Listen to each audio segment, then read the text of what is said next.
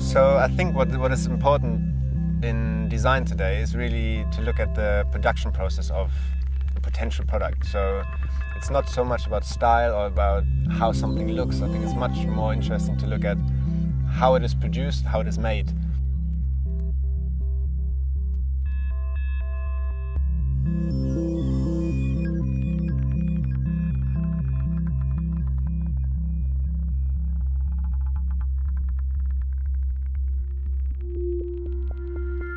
Hi, I'm Markus Kaiser and I'm the designer of the Solar Sinter. The Solar Sinter is a 3D printer that prints with sunlight and sand. So it uses the energy of sunlight to melt the sand into glass. Of course we can make glass today, but the Solar Sinter just makes it in a very different way. And I think that's really interesting for future manufacturing technology to kind of look at what might be possible with really old existing technologies. And I think that's really what this project is about, to show that there is a way of production that actually is really sustainable and really for the future. This project really started out of a smaller machine which I built. My first prototype, just a very manual machine which was a kind of mock-up setup to try and melt sand for the first time, which worked out. So then I went back to design and constructed the first Solar Sinter.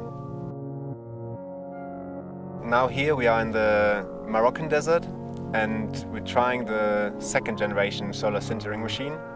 We drove all the way from Germany to here, and it was a really beautiful drive, really.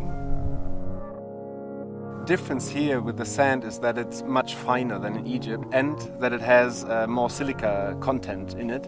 So it's really it's really a good sand here in that sense, because it prints the layers it produces are thinner. It can produce 2 mm layers, whilst in Egypt I could only print 3 mm. So the definition here is better.